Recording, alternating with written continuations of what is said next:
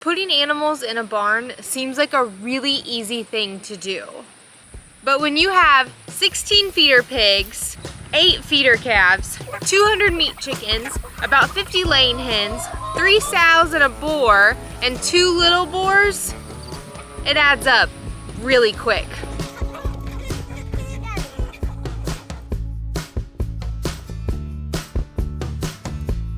Every year, about this time, it's the end of September, beginning of October, and we are tired.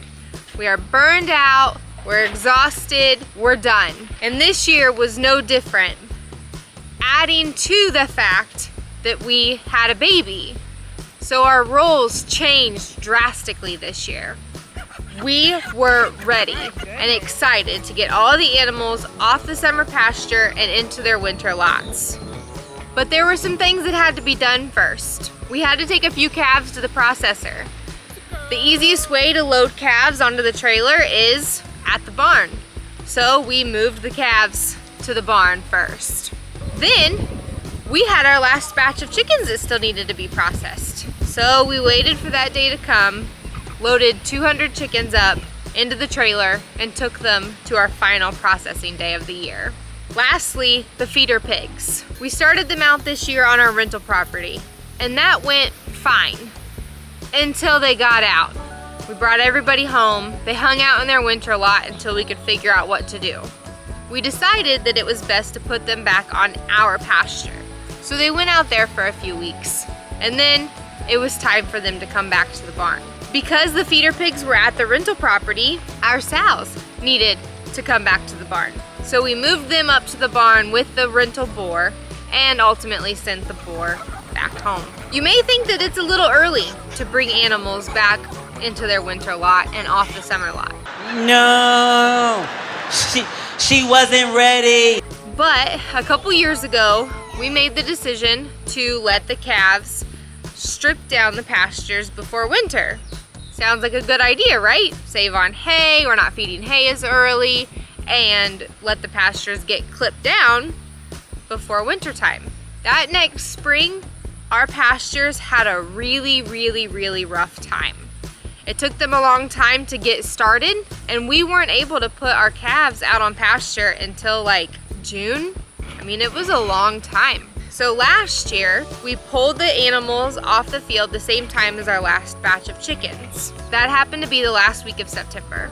So in my research on mingling flocks of chickens, the one thing I figured out was you want them similar size. That's the big thing. So they can be different ages, but as long as they're the similar size, they'll still establish their pecking order, but they won't be as bad as if we introduced a small chicken to... Because then they would way outweigh the small chicken and like straight up kill it. So our chicken littles should be big enough now, and there's a good mix of roosters, so I'm gonna be kind of curious to see how rooster and the new roosters go.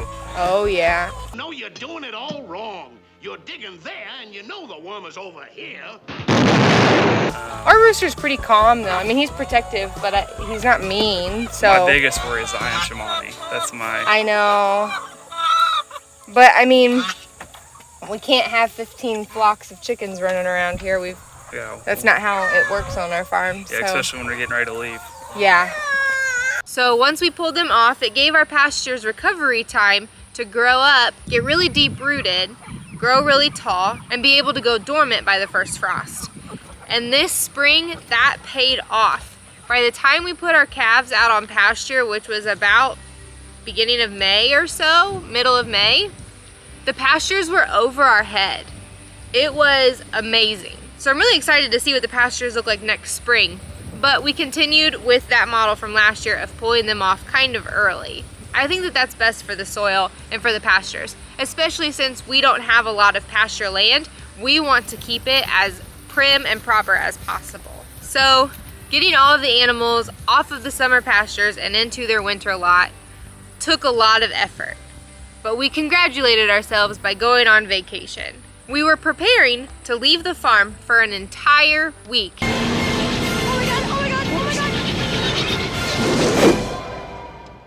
And go to the Homesteaders of America conference. And we were so glad to have that break, that vacation, not having to worry about our animals. We did pay the summer help we had this year to watch over the animals for the week, and he had a blast coming here after school every day to make sure that the animals were taken care of. But now we are back, and we are so in love with our property.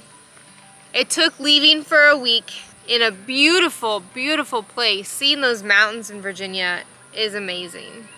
But it took seeing that beautiful scenery to come back and realize just how much we love our farm. It may be small, and there are things that we'd like to change, but it is home, and we love it here.